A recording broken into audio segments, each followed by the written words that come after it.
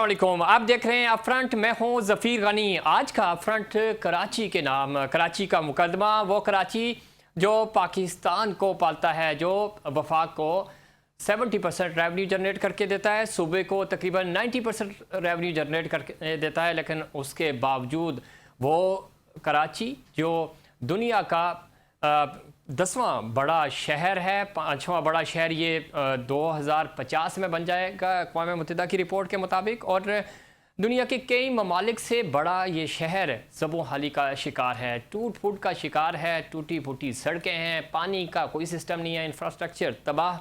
और कराची की डेवलपमेंट की अगर हम बात करें तो आपको ये मंजो दाड़ों से भी गया गुजरा शहर नज़र आता है। वो शहर जो पूरे पाकिस्तान को पालता है और जिस तरह हमने पहले कहा कि रेवेन्यू जनरेट करके देता है, लेकिन इस शहर की डेवलपमेंट नहीं हो रही, तरक्की नहीं हो रही। और ये तरक्की होगी कैसे? ये शहर ना तो सूबे की तरजीहात में है और ना ही वफाक की तरजीहात में है। इग्नोर होता रहा हमेशा, लेकिन ये शहर एक माँ की तरह पूरे पाकिस्तान को अपने अंदर समोए रखा है इसने। और पूरे शहर को ज़ाहिर है ये जो पूरे मुल्क को ये शहर पालता भी है। कराची की तरक्की क्यों नहीं हो रही, इसका ज़िम्मेदार कौन है? और कराची के स्टेक होल्डर्स भी क्यों खामोश रहे इस सारे मामलात में? अगर हम कराची की डेवलपमेंट की बात करते हैं, जब कराची की बात करते हैं तो और एक कराची नहीं, दुनिया भर के जो बड़े बड़े शहर होते हैं वो और इस तरह के जो माशी हब होते हैं या पोर्ट सिटीज़ होते हैं, वो हमेशा मरकज़ के साथ बराह रास्त जुड़े होते हैं और मुदाखलत होती है, हमने ये भी देखा। और तरजीहात में शामिल होता है, चूँकि आपने तरक्की करनी है, किसी मुल्क को आगे लेके जाना है, तो उसका माशी हब तरक्की करता हुआ आगे बढ़ेगा तो ही वो मुल्क भी आगे जाएगा। लेकिन कराची, अगर हम 70s का कराची देखें तो बहुत अच्छा कराची है। और अगर आज का कराची, जब इसको बहुत अच्छा हो जाना चाहिए था, तो इस वक्त वो बिल्कुल गांव देहात का मंजर पेश कर रहा है। ट्रांसपोर्ट के नाम पे आपके पास यहाँ पे चिंची रिक्शे चल रहे हैं और पानी बिल्कुल नापैद हो चुका है, ट्रांसपोर्ट नहीं है, टूटी फूटी सड़कें हैं, हेल्थ सिफर है, एजुकेशन दूर तक उसका कोई नाम और निशान नहीं।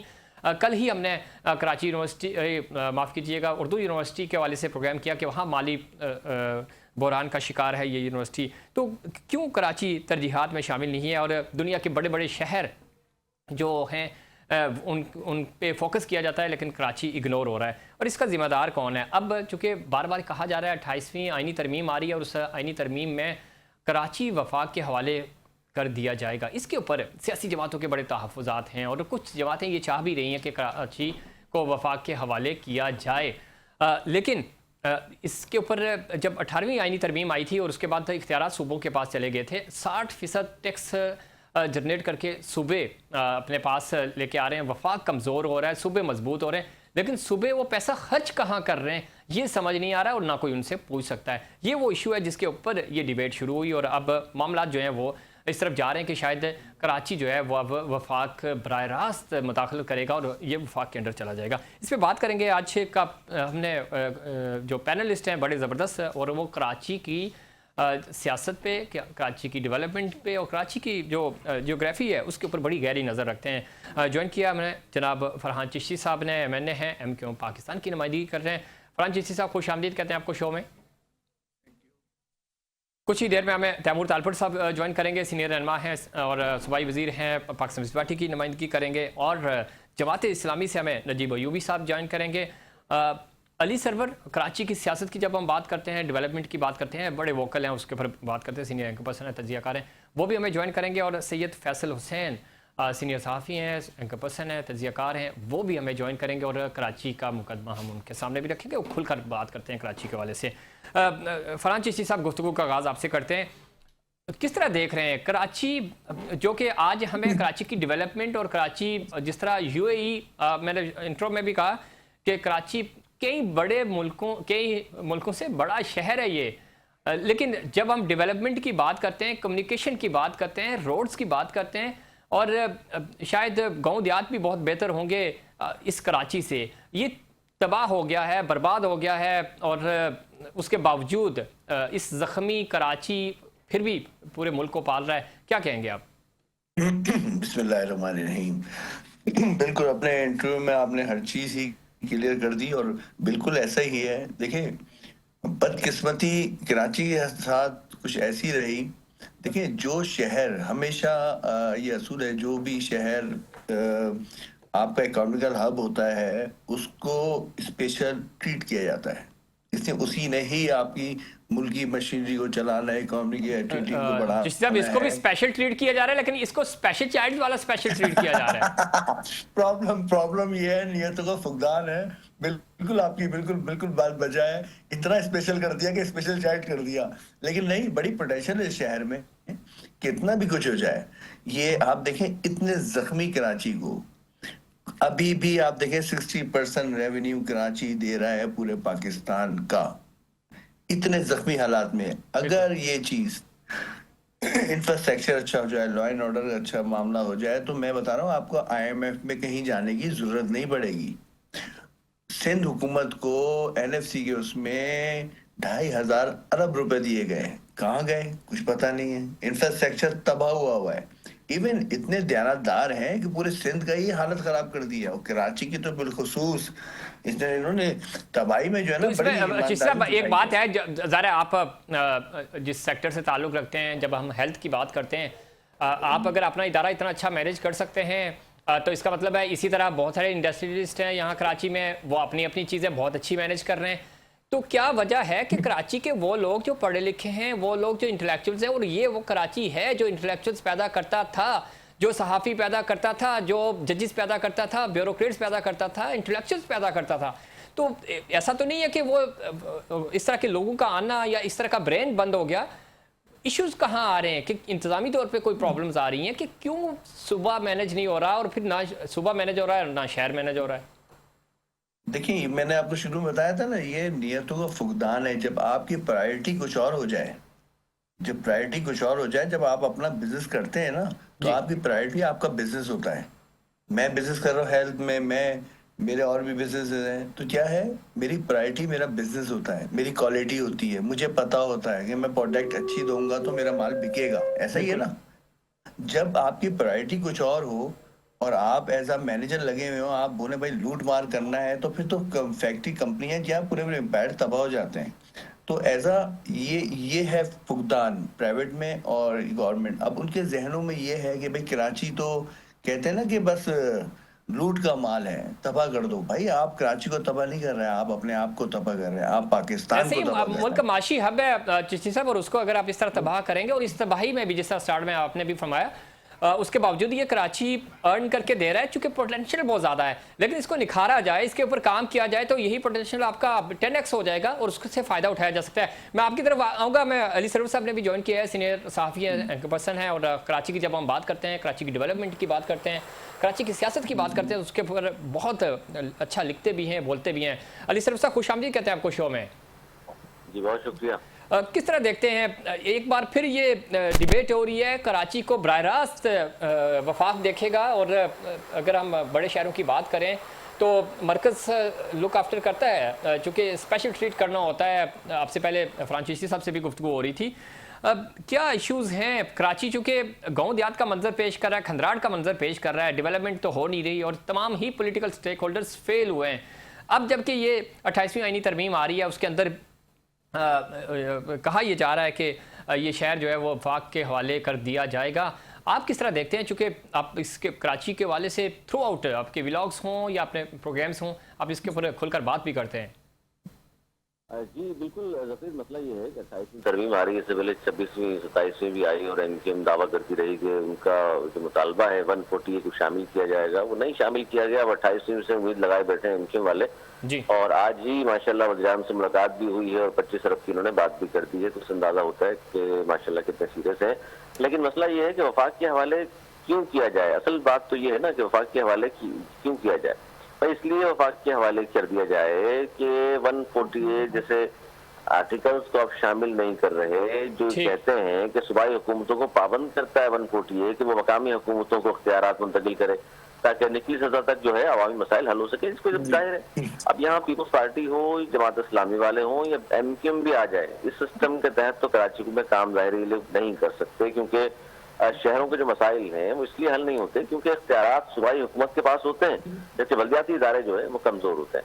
शहर का बजट है, तरक्याती फैसले मकामी सतह पर होने चाहिए, भाई पानी है, सफाई है, ट्रांसपोर्ट है, शहरी मनसूबाबंदी है, ये सारे वो मामलात हैं जो बल्दियाती हुकूमत के चलाने के होते हैं। पीपल्स पार्टी ये देने को तैयार नहीं है।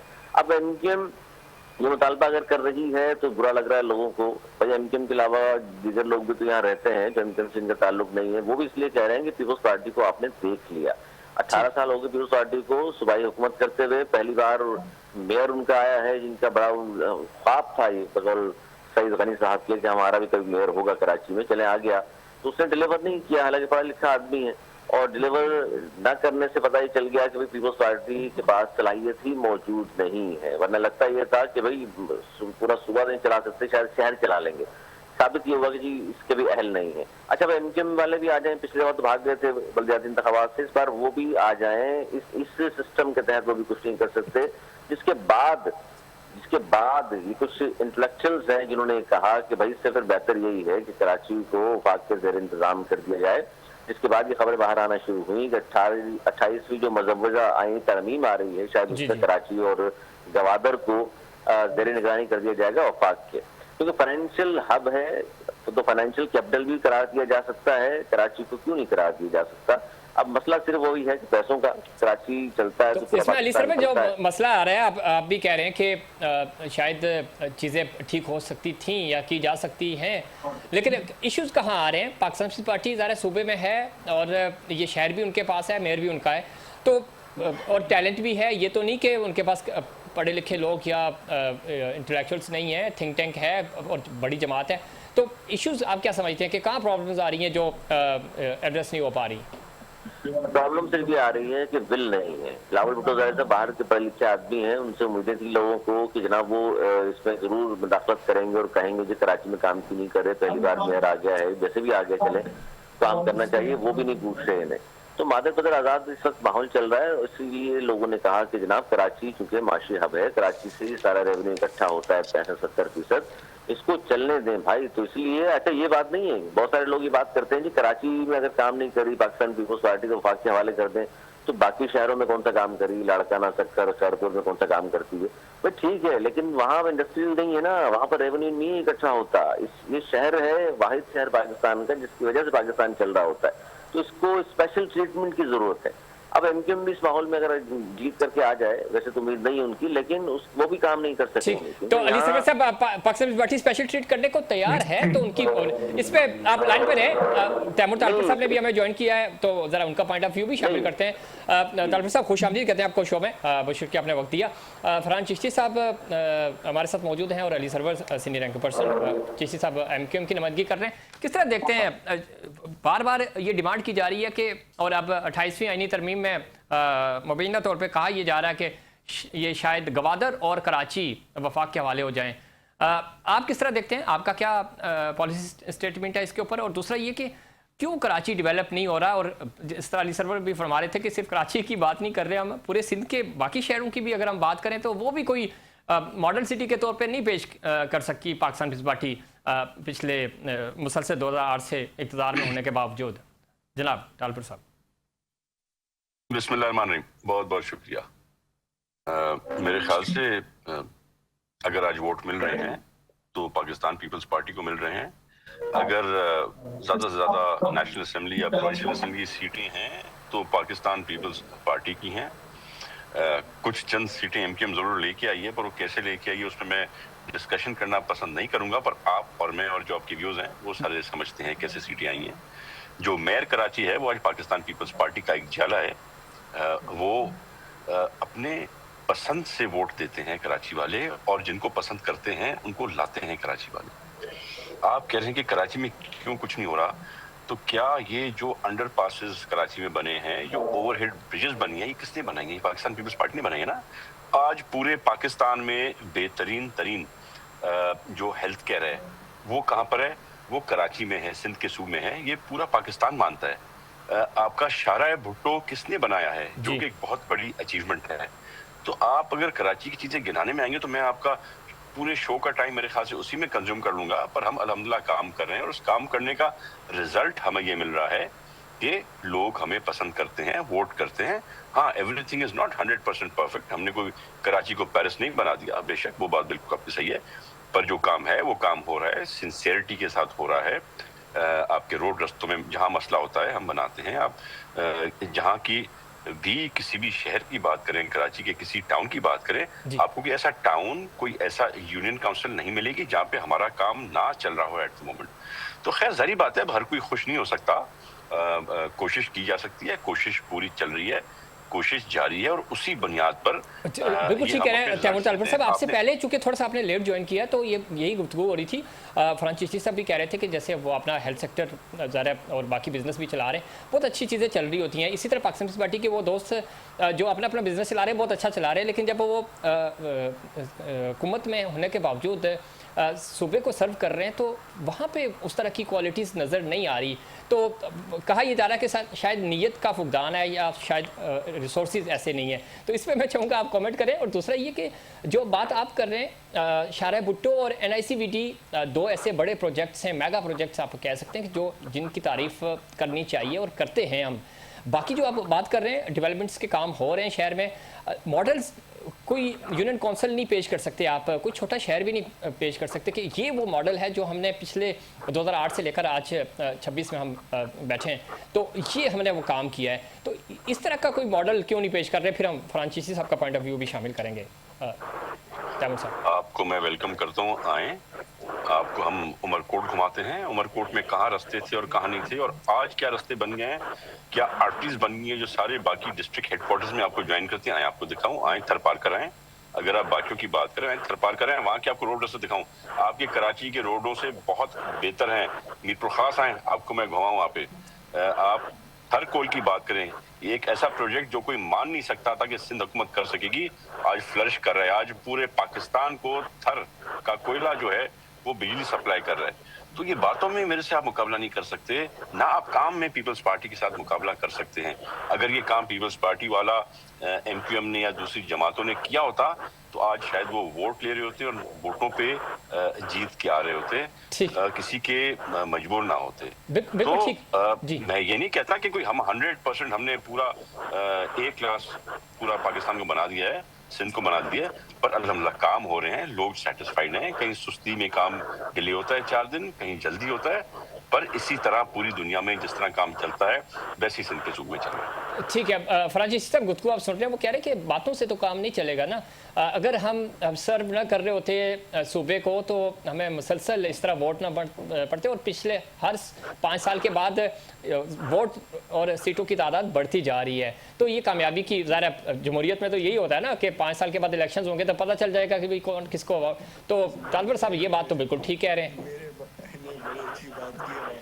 चिश्ती साहब, बात सही बोली है हमारे भाई ने, तालपुर भाई ने, कि वाकई बातों से काम नहीं चलता। बिल्कुल भाई, 2,500 अरब रुपए आए, उसमें खाली ये शाहराह भुट्टो और मटेरियल क्या है उसका आपने देखा होगा सोशल मीडिया पे कि रोड कहाँ से बैठी, क्या हुआ, चले वो भी छोड़ देते हैं। भुट्टो अभी तो अफसराई भी प्रॉपर नहीं हुआ सर, अभी तो ना करें ना। मैं आने से पहले जो बनती है, जो इन्होंने शुरू किया है, मैं एक बता रहा हूँ, मैं 4 राउंड मार चुका हूँ शाहराह भुट्टो पे, 4 राउंड मार चुका हूँ भाई। सोशल मीडिया में मैंने खुद ट्रैवल किया उसके ऊपर, तो है अच्छी है, ये ना करें। हाँ नहीं, कलर शलर तो अच्छा है माशाल्लाह से, नहीं वो चमक तो रही है। नहीं जो तारीफ है वो करे, बाकी जो तनकीद है जो जायज है वो आप देखें। जी प्लीज चिश्ती साहब। यूनिवर्सिटी रोड, कराची जैसे शहर में एक सड़क बनाकर भी यूनिवर्सिटी रोड तो अपना हुकूमत के साथ जुड़ी हुई है ना, जब तक वो मसला हल नहीं होगा यूनिवर्सिटी रोड भी नहीं है। यूनिवर्सिटी रोड का आपको बताता हूँ, मैं उस पर भी आ जाते हैं। नहीं आपने हुर्मत का मसला हो जाएगा। फिर टाउन्स में आप देखें, मैं तो बोल रहा हूँ भाई को किसी लेके चलता हूँ, मेरे बड़े अच्छे दोस्त हैं, किसी इनको साथ हम चलते हैं, लेकिन वीगो में चलेंगे, इस वजह से नॉर्मल गाड़ी का काम नहीं है। सर तो कराची वालों के पास मोटरसाइकिल है तो वीगो कहाँ से निकालें सर? नहीं वरना बड़ा मोटरसाइकिल में बेचारे आ रहे हैं ज्यादातर। फरहान भाई बाइक पे चलेंगे, बाइक पे फरहान भाई फिर बाइक भी छिन जाएगी, मोबाइल भी छिन जाएंगे, बाइक में मत जाइएगा। अच्छा अली सरवर साहब कह रहे हैं कि बाइक भी छिन जाएगी और मोबाइल भी, और बाद में फिजियोथेरेपी करानी पड़ेगी। अल्लाह खैर करेगा, हुकूमत भी है, पुलिस भी अपना ख्याल खुद भी रखना आता है। नहीं बाद में जो है ना फिजियोथेरेपी करानी पड़ेगी। बिल्कुल नहीं देखें जो हालात हैं कराची के वो सबके सामने है। अब तो सोशल मीडिया का टाइम है, अब तो वो चीज़ ही नहीं है कि आप इतना देखिए, हमेशा ये दुनिया में हर जगह टाउन और डिस्ट्रिक्ट होते हैं, ठीक। वही सिस्टम चलाते हैं, कभी भी गवर्नमेंटें नहीं चलाती, हमेशा ये ग्राउंड पे ही होता है। हमने जो मुतालबा हम कर रहे हैं, हम कुछ नहीं बोल रहे, हमसे बोल रहे हैं 140A जो है ना वो आप नाफिज कर दें, सिंपल है। देखें, हमेशा दुनिया में यूके, अमेरिका, कहीं भी आप चले जाएं, हर जगह किसी भी ममालिक में चले जाएं, हमेशा डिस्ट्रिक्ट इंतजामिया ही काम करती है। मैं अगर सिंध वो ठीक कह गवर्नमेंट रहे या हैं कोई भी आप, गवर्नमेंट, लंदन और न्यूयॉर्क की आप बात कर रहे हैं या मिसाल देने की कोशिश कर रहे हैं, तो मुज़फ़्फ़र साहब भी यही कह रहे हैं ना कि उनके पास भी तो इख्तियारात नहीं है, वो क्या करें फिर इधर बैठ के? उनको भी वैसे ही मेयरशिप मिलनी चाहिए ना जिस तरह वहाँ की है। नहीं क्या इख्तियार नहीं भाई, सिंध गवर्नमेंट आपकी है, हर चीज आपकी है भाई। आपको तो इससे अच्छा तो मौका, आपके पास सब कुछ है। वो सिंध गवर्नमेंट में वो आप तो हैं, फंड 30% डायरेक्ट आपके पास है। जिस तरह वो कह रहे हैं ओ भाई, 30% का मैं मेयर हूँ, 70% तो मेरे पास भाई है ही नहीं। वो 30% ही कर दो भाई, डिस्ट्रिक्ट सेंटर अच्छा बना दें। ईस्ट आपके पास है, वो अच्छा कर दे, कुछ तो दिखे ना यार।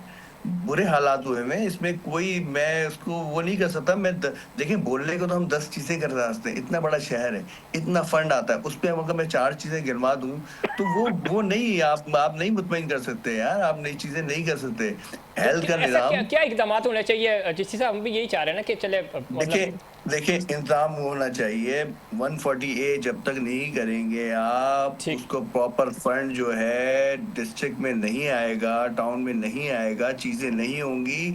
देखें, टाउन चेयरमैन बाइख्तियार हो, फंड हो उसके पास, तो ऑटोमेटिक रोडें ही बनती हैं, आप जाके पकड़ सकते हैं, उससे बात कर सकते हैं, उसको एक प्रेशर रहता है, अच्छा, इसमें एक उसको चीज़ और वो भी है ना, देखिए आपके मसाइल जब समझता है। पीटीए की हुकूमत थी 300 अरब का ऐलान हुआ, उसके बाद फिर 1100 अरब का पैकेज आया, वो पैकेज भी हमें नज़र नहीं आया, कराची में डेवलपमेंट होती हुई हमें नज़र नहीं आई। तो जो पाकिस्तान पार्टी के दोस्त पॉइंट ऑफ व्यू रखते हैं, तो वो ये भी तो कह रहे हैं कि मसले तो बिल्कुल हैं ना, वफाक ने जो चीज़ें देनी थी वो भी तो नहीं मिली, फंड्स तो नहीं यही हो मिले। रहा है, यही तो हम भी बोल रहे हैं, जब भी तो हम बोल रहे हैं भाई, वहां से ऐलानात हो जाते हैं जी। हर दौर में, हमें लॉलीपॉप दे ऐलानात हो जाते हैं, देन फिर कुछ होता है नहीं।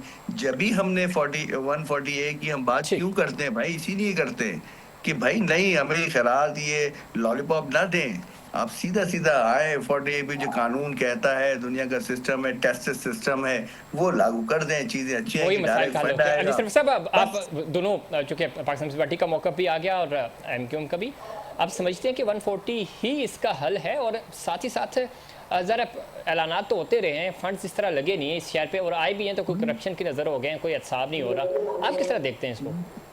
देखिए 140A तो हल है, इसमें तो कोई दो राय नहीं है, क्योंकि आर्टिकल 140 इस बार हुकूमतों को मैं फिर बताऊं पाबंद करता है कि मकामी हुकूमतों को इख्तियारात भाई मुंतकिल करें ताकि निचली सतह तक अवामी जो मसाइल हैं वो हल हो सके। एनएफसी की मद में अगर पीपल्स पार्टी को 3200 अरब रुपए मिले और उसके बाद हमें कहा जाए कि शाराए भुट्टो हमने बनाई है, तो ये तो फिर जाहिर है इस पे तो सवालात उठेंगे ना कि 3200।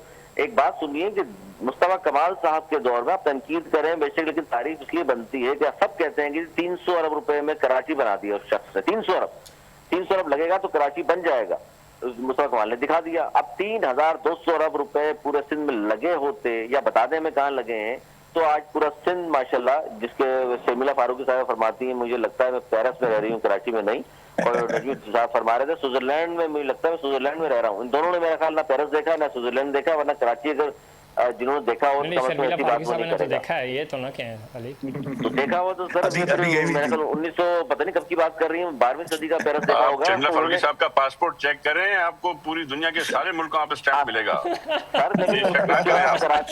उसके बाद कराची के बारे में ये कहना है पेरिस लगता है उनको। तालपुर साहब आप भी माशाल्लाह घूमे फिरे पूरी दुनिया में, तो इस तरह का मजाक तो ना करें लोगों के साथ ना। अच्छा, दूसरी बात ये कि इस जमाने में नून लीग मोटरवे बना रही थी 1993 में, पीपल्स पार्टी की हुकूमत वफाक में आई 2008 में, आप बना लेते मोटरवे, आपने नहीं बनाया, आज तक नहीं बन सका, वफाक क्यों कह रहे होते।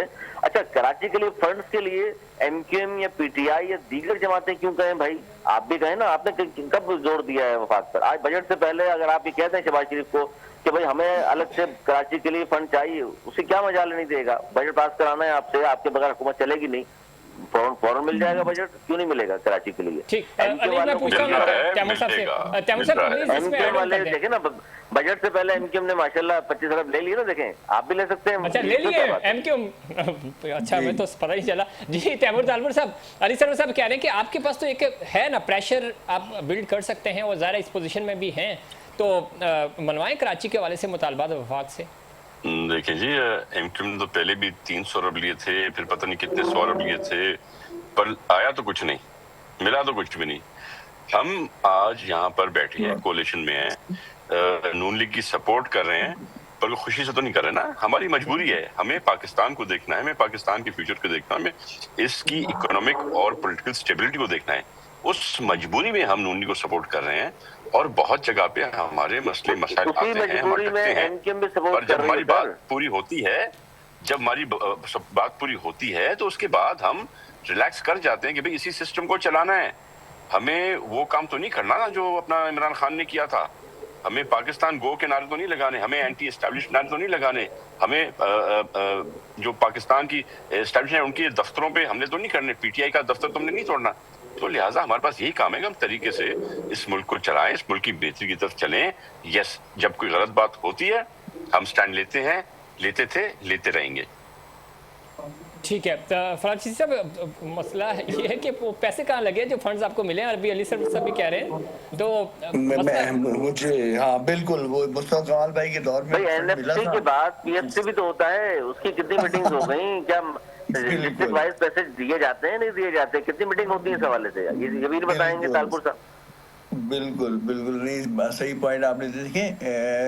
NFC की जो बात है, देखें आप बिल्कुल भाई ने सही बोला, PSP का तो पता ही नहीं है, तो मैं यही इनको बोल रहा हूँ कि भैया अगर आप इतनी बात वहाँ फेडरल में चीज़ें आप मनवा लेते हैं नून लीग से, तो भाई कराची शहर आपका भी है, मेरा भी, हम सबका पूरा मिनी पाकिस्तान है जी, तो हम भी बात कर रहे हैं, आप भी उस पर हमारे साथ बात करें ना, तो अच्छा रहेगा। और दूसरी बात 300 अरब की, 300 अरब मुस्तफा के दौर में आए थे, वो आपने देख लिया कराची 2 बार में बना, या तो फारूक सत्तार भाई के दौर में बनाए कराची, या मुस्तफा कमाल भाई के दौर में बनाए, अदरवाइज उसके बाद या उससे पहले या उसके बाद आप देख लें कराची नहीं बना, तो उसके बाद खंडर फिर कराची बनता ही रहा है। हाँ बनता ही रहा है, बिल्कुल आपने सही बोला, फिर हम बनते ही रहे हम लोग, लेकिन अब नहीं, अब बहुत हो गया, अब इसके बाद देखें इकोनॉमिकल हब है, वो उसके नाखून लेने सबने, देखें मुल्क चलाना है, अब आने वाला वक्त, अब आपके अफगानिस्तान दूसरी चीजें नहीं है, अब आने वाला वक्त इसमें जिससे चूंकि वक्त भी कम है मेरे पास, मैं सिर्फ ये जानना चाह रहा था कराची के ऊपर जरा बात होनी चाहिए। जबीर देखिए, ये सियासी बयान इस तरह के देके ना आवाम को बेवकूफ नहीं बनाया जा सकता कि हम तो मुल्क चलाना है इसलिए साथ दे रहे हैं, भाई आप साथ ना भी दें हुकूमत चलती रहेगी, और जिसने कहा है आपको जाहिर है वो मजबूरी बयान कर दी तालपुर साहब ने भी कि मजबूरी है वोट देना, सपोर्ट करना वफाकी हुकूमत, जब तक मजबूरी है जाहिर है MKM भी साथ खड़ी रहेगी। ये भी यार मुल्क का नाम लेना मुनासिब नहीं होता कि मुल्क चलाने के लिए मजबूरी है। भाई इस वक्त अगर फजल रहमान साहब हुकूमत में नहीं है तो क्या मुल्क नहीं चल रहा है इस वक्त? क्या जब PTI हुकूमत में नहीं है तो मुल्क नहीं चल रहा है? चल रहा है ना, तो कल MKM भी नहीं होगी, तभी चलता रहेगा मुल्क, मुल्क चलना है। ठीक, ये तो चलता रहेगा, लेकिन मैं वे फॉरवर्ड की बात करूं, कराची, अली सरवर, कराची 2050 तक दुनिया का 5वां बड़ा शहर बन जाएगा, अक़वाम मुत्तहिदा ये कह रहा है, आबादी बढ़ती जा रही है, उस हिसाब से अगर हम यहाँ देखें इंफ्रास्ट्रक्चर तबाह हाल है, कुछ भी नहीं है, तो कैसे ये शहर आगे बढ़ेगा? ये तो एक उल्टा पाकिस्तान के लिए एक बवाल बनेगा, ये शहर बोझ बनेगा अगर इसको मजीद ठीक ना किया गया, तो कैसे इसको मैनेज किया जा सकता है? मैंने बिल्कुल किया जा सकता है, बिल होनी चाहिए, और इस बजट के बाद जिस तरह खबरें आ रही हैं इंशाल्लाह कुछ बहुत ज्यादा बेहतरी आएगी। कराची खासतौर पर बैर रहम साहब की जो नारे और दावे किए गए हैं, सुना है उसमें अमल दरामद होने वाला है। सुबह वजीर साहब फरमा रहे थे कि जनाब बेफिक्र रहें, बजट के बाद बैर रहम एहतसाब भी होगा। जो 100 अरब रुपया कराची से गया है, जिसमें वजीर दाखिला ने आके कहा था 100 अरब बाहर चला गया, तो पीपल्स पार्टी भी यहाँ मौजूद है, बाहर गया है तो वफाकी हुकूमत है और उनका अपना वजीर दाखिला फरमा रहा है, तो पैसा भी इंशाल्लाह वापस आएगा और बेहतर हालात होंगे। ऐसा नहीं है कि इस तरह चलता रहेगा। जो मुल्क चलाने वाले हैं, जिनको फिक्र है मुल्क की, वो सोच भी रहे हैं, समझ भी रहे हैं, और इंशाल्लाह अमल दरामद भी बजट के बाद नजर आना शुरू हो जाएगा। ठीक, अब अली सरवर लाइन पे रहिएगा, मैं ज्वाइन किया है जनाब सैयद फैसल हुसैन साहब ने, सीनियर सहाफ़ी हैं, अब आपके पास मेरी बात है, बहुत शुक्रिया आपने प्रोग्राम में वक्त दिया। जी हमारे साथ पैनल पे मौजूद है फरहान चिश्ती साहब, MKM पाकिस्तान की नुमाइंदगी कर रहे हैं, तैमूर तालपुर साहब हैं पाकिस्तान कम्युनिस्ट पार्टी से, और अली सरवर सीनियर सहाफ़ी तजियाकार हैं। कि कराची की हम बात कर रहे हैं, कराची के जो इश्यूज़ हैं आपके सामने हैं, कराची के ऊपर आप ज़ाहिर है बहुत ज़्यादा बात करते भी हैं, अपने प्रोग्राम्स में भी लिखते भी हैं इसके ऊपर। कैसे कराची डेवलप हो सकता है? अक़वाम मुत्तहिदा की जो रिपोर्ट आ रही है 2050 में ये दुनिया का 5वां बड़ा शहर बन जाएगा आबादी के लिहाज से। इंफ्रास्ट्रक्चर आप देख रहे हैं, आप भी ज़रा इसी कराची में ट्रैवल करते हैं, बुरा हाल है। प्लान कुछ नहीं है किसी भी हुकूमत के पास। अब वफाक के हवाले करने की बातें हो रही हैं, कैसे मैनेज होगा ये सब? सैयद फैसल बात यह है कि जिस तरह शिकारी कुत्तों को के आगे खरगोश को डाल दिया जाता है, इस तरह कराची के शहरियों को जो है माफियाओं के आगे न डाल दिया गया। कराची का जो कंट्रोल है इस वक्त माफियाओं के हाथ में। माफिया जो है वो कराची के शहर चला रही है, वो चाहे वो सिस्टम के नाम की माफिया हो या जो लैंड ग्रेबर नाम की माफिया हो, पर इस शहर का कंट्रोल इस वक्त जो है माफिया के हाथ में। और हुकूमत भी इन माफियाओं के आगे या तो बेबस है या फिर इनसे कौन कह रहे हैं, माफ कीजिएगा, कौन बात कर रहे हैं? फैसल साहब हैं, सैयद फैसल हुसैन सीनियर सहाफ़ी हैं, तज़कियाकार। ओके जी जी, सॉरी, कंटिन्यू कीजिएगा। तो जो मेरी बात शायद बीच पकड़ गई, तो कराची के जो शहरी है ना इस वक्त ये कहें ना कि दुनिया के सबसे ज्यादा अगर कोई मजलूम शहरी है तो वो कराची के ही शहरी है। ये वो बदनसीब शहर है, शायद दुनिया का ऐसा शहर हो जो पूरी रियासत को पालता हो और खुद जो है खाली पेट हो, इसका अपना जो है वो दामन जो है उस पर भी जो है वो दागदार है। इस जो अपना जो है कपड़े जिसके पास नहीं है, वो शहर के शहरी जो है इस वक्त जिस हालत में जिंदगी गुजार रहे हैं, अगर इस हालत में किसी घर के पास कोई आवारा कोई जानवर भी कोई होता है तो लोग जो घर का मालिक होता है उस पर तरस खा लेता है। लेकिन ये इतनी बेरहम और सफाक हुकूमत है कि इस शहर के शहरियों पर जो पूरा पाकिस्तान पाल रहा है, जो इस्लामाबाद की जो लग्जरी लाइफ है वो कराची के दम से है। जो प्राइम मिनिस्टर हाउस का जो बिजली का बिल है वो भी शहर अदा करता है। पाकिस्तान आप क्या समझते हैं कि ये सिर्फ क्या एक पाकिस्तान पार्टी या नून लीग ही इसकी जिम्मेदार है, बाकी हुकूमतें नहीं? कराची के साथ तो जो हुकूमत आई इस सब ने ही हाथ धोए यहाँ पे, जिम्मेदार आप किसको समझते हैं? जी जी, ये आपकी बात सही है, लेकिन हुकूमत आई कौन सी 18 साल से? 18 साल से तो एक ही पार्टी की हुकूमत है ना। या तो इस 18 साल के दौरान किसी और की हुकूमत आई है? हम नहीं आई, लेकिन कराची डिवीजन में तो MQM के पास भी रहा, PTI के पास भी रहा, पाकिस्तान पार्टी के पास भी रहा। देखिए बात यह है कि जब MQM के पास रहा, पीपल्स पार्टी के पास रहा, किसी ने भी अपना हक अदा नहीं किया। जो 18वीं तरमीम के बाद जी जो MQM को हक अदा करना चाहिए था। अगर हम ये बोले कि शहर की जो इसमें बर्बादी में MQM का कसूर नहीं है तो ये भी शहर के साथ है ना ज्यादती होगी। एग्जैक्टली किसी हद तक जो है MQM भी एक बहुत बड़ी जिम्मेदार है इस शहर की बर्बादी और तबाही में। जो इस वक्त आज की जो सूरत हाल है जिसमें हम और आप जिंदा हैं, पता नहीं किस तरह जिंदा है, हमारा सांस लेना भी जो है वो माल हो गया। हुकूमत की कारकर्दगी का आलम तो यह है कि इनसे एक सड़क नहीं बन रही। अब तो शारा भुट्टो बनाई है आपके ऑफिस के पास आके वो लैंड कर रही है, इतने अच्छा जबरदस्त। तो आप कौन सी सर? शारा भुट्टो। देखिए बात यह है कि शहर को है ना फैंसी मंसूबों की जरूरत नहीं है। जिस शहर में सीवरेज का मसला दोबारा बना दिया, ज्यादा कर रहे हैं, थोड़ी दिन पहले बनी थी, दोबारा बना दी। शारा भुट्टो फैंसी है यार, खुदा का खौफ करे भाई। ना हो जिस शहर में रोजगार ना हो वहाँ पे आप फैंसी मंसूबे बनाए जो डिफेंस को है ना फैंसी मंसूबों से नहीं चलता। फैसल भाई किस मूड में आप? सही है फैसल साहब। तैमूर तालपुर साहब आपको रिस्पॉन्ड करना चाह रहे हैं, प्लीज। जी तालपुर साहब। यार आप शारा भुट्टो को एक फैंसी मंसूबा कह रहे हैं, मतलब मुझे समझ नहीं आ रही है किस मूड में, किस ख्यालात में आप अभी बैठे हुए हैं। शारा भुट्टो जिसको पूरा कराची के अवाम, कराची के लोग, कराची को भी छोड़ दें, हैदराबाद, मीरपुर खास, लाड़काना, सखर, पूरा आपका सिंध अभी कह रहे हैं कि क्या कारनामा किया, उसको फैंसी रोड कह रहे हैं। ये आपको मैं एडवाइस करूं भाईजान, आप मेरी एडवाइस मानेंगे? जी जी, हम तो आपकी एडवाइस तो हमारे जो नजर रखती है। आप जो 11 बजे रात को शो करते ना, ये आप सुबह को 11 बजे किया करें।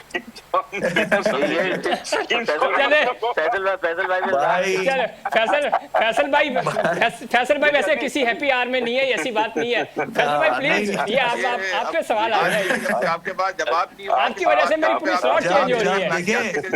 जब आप हमला शुरू करते हैं तो जवाब नहीं है। फैसल साहब को सुनने देना आप।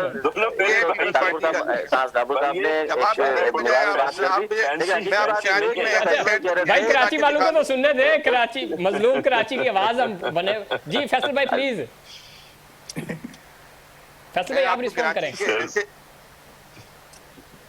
जी फैसल भाई सुन पा रहे हैं आप? अब फैसल भाई पे इल्जाम ऐसा लगा दिया तो खामोश हो गए बेचारे, शरीफ आदमी। नहीं नहीं, मेरे भाई हैं, मेरे भाई हैं। जी जी फैसल भाई आप सुन पा रहे हैं मुझे?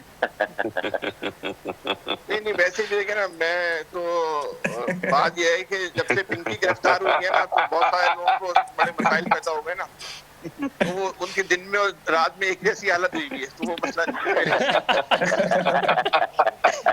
तो वो कोई टेंशन नहीं है, ठीक है ना। बात यह है कि हर प्रोग्राम में शहद का तस्करा जरूरी है। भाई देखिए हालत जो भी हो, लेकिन कराची की बात करते हुए फैसल भाई ने बात कराची की है, जिस भी हालत में है, ये बात नहीं है अपना। फैसल भाई ने जो बात की ना, साहब। फैसल भाई ने जो बात की है ना, वो इसमें की है कि इतना कुछ करने के बाद कर देना एक सर। हल्का सा झोंका चला हवा का, शारे भुट्टो दिख रही है। अगर ये काम अच्छी तरह कराते रहते तो शारे भुट्टो इतनी दिखती नहीं। ये है फर्क बस। हाँ, अगर तो वैसे असल में ये इतने सालों बाद सारा भुट्टो की नहीं है ना, अगर आपने शहर के बुनियादी मसाइल को हल कर दिया होता, तो ये शारा भुट्टो तो इस शहर में जो है ना, हर मोहल्ले में होनी चाहिए थी। बिल्कुल ये लफ्ज भुट्टो जो है सही है। अब ये जो है ना, 40 किलोमीटर की ये हम हर शहर में, हर गली में लाएंगे सर। हाजिर हुक्म सर आपका। सर ये बिल्कुल आपने सही फरमाया। चले फैसल भाई देखिए, आपके मुतालबात तो तैमूर तालुक साहब तो सारे ही मानते जा रहे हैं आज। ये हमारे तैमूर भाई जो है ना, इनको भी पता है ना, बाज मंसूबे ऐसे होते हैं ना जो वो जरूरत के तहत नहीं बनाए जाते, उसको बनाना जो है ना नागुदीर होते हैं। मंसूबे बनाने पे ना हुकूमत मजबूर होती है। तो ये किसी इलाके को किसी इलाके से मिलाने का मंसूबा है इसका। इसमें कितने लोग, आप मुझे एक बात बताएं, बात है संजीदा बात करनी है तो मैं आपको संजीदा में बात करूं। आप मुझे बताएं कि शारा भुट्टो पे कितने लोग सफर करेंगे, यूनिवर्सिटी रोड पे कितने लोग सफर करते हैं, शारा पाकिस्तान पे कितने लोग सफर करते हैं, अच्छा मैं आपको इसका जवाब दे दूं। करते हैं बात ये। जी आप अब ठीक है, ये तैमूर तालुक साहब इस पे जवाब देंगे। फैसल भाई जी आप जरा कल इफ्तिताह है शारा भुट्टो की, और परसों से जो ना एक ऐसा सिस्टम चालू होगा जिसमें कोई रोक नहीं सकता, कोई चीटिंग नहीं हो सकती, कोई डबिंग नहीं हो सकती, कोई रिपोर्ट चेंज नहीं हो सकती, कि जो भी शारा भुट्टो से गुजरेगा ना वो टैक्स देके गुजरेगा। मैं भी गुजरूंगा, मैं वहाँ पे चलान लूंगा, टैक्स भरूंगा, फिर गुजरूंगा। आप भी जाएंगे, आपको भरनी पड़ेगी। तो आप परसों देखिएगा आपकी जो कराची की आवाम है, आपकी जो पूरे सिंध की आवाम है, ये इसको इतना मेजरली यूज करेगी शारा भुट्टो को कि आपकी सोच और गुमान से बात बाहर है। तो ये एक बहुत इंपॉर्टेंट प्रोजेक्ट है जिसपे आपको नहीं पता कि कितना पाकिस्तान पीपल्स पार्टी को और ज्यादा वोट बैंक बढ़ा है और ज्यादा उसके लोग खुश हुए हैं, कराचीइट्स खुश हुए हैं। हम तो वेट करते पिछले 3, 4, 5 महीने से कब खुलेगी, कब बनेगी, हम देखें। मैं 2 राउंड मार के आया हूँ। मैं उमरकोट पहुंचता था 4:15, 4.5 घंटे में।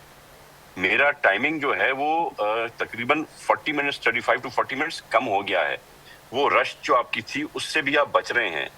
तो बेसिकली ये बहुत इंपॉर्टेंट प्रोजेक्ट्स हैं जिनको आप have to take them very seriously. आप बात करें इसकी अपना कराची के निजाम की, ये सेफ सिटी प्रोजेक्ट कितने अरसे बाद, कितने सालों बाद आया? कौन लाए?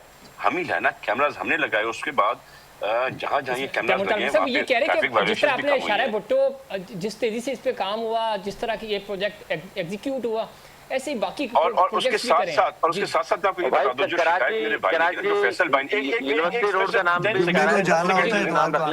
यूनिवर्सिटी रोड की बात की ना। हाँ, यूनिवर्सिटी रोड, आखिरी 1 मिनट है, यूनिवर्सिटी रोड पे भी हो जाए बात। जिसकी आपने शिकायत की थी ना, तो वो आपसे मुराद अली, एक मिनट 30 सेकंड्स दे दें। जी जो आपने बात की थी इसकी, उस पे हमने आपसे कमिटमेंट की है 90 दिन की, 90 दिन के अंदर, जिसमें से तकरीबन 25 दिन मेरे ख्याल से महीना गुजर गया, 60 दिन 70 दिन बाकी है। हमने कमिटमेंट की है, ये हमने FWO को कॉन्ट्रैक्ट दिया है। 90 दिन के अंदर ये प्रोजेक्ट इंशाल्लाह ताला तैयार होगा, रेडी होगा। और ना हुआ हो तो फिर आज की डेट रख लें, आज से उस डेट से 90 दिन के बाद मैं फिर इस शो पे आऊंगा और फिर आपसे बात करूं। जिस तरह हमने शारा भुट्टो को बिल्कुल ठीक है, चूंकि वक्त खत्म हो रहा है, लेकिन फैसल साहब से मैं आपको पता है कि इसमें FW का आपने जिक्र किया, तो फैसल साहब ये शुरू में यही कहना चाह रहे थे कि जिस तरह शारा भुट्टो जिस वजह से बनी है ना, तो FW की वजह से यूनिवर्सिटी रोड भी बन जाएगी। जी फैसल साहब।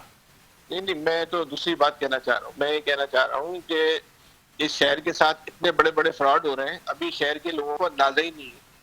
ये मजाक, ये बात तो संगीता और मजाक की नहीं है। इस जी। शहर की नस्लों पे जो कर्जा, ये कोई बताएगा कि इस ये जो यूनिवर्सिटी बीआरटी बन रही है, इस पे जो है वो कितना जो है वो कर्जा लिया गया।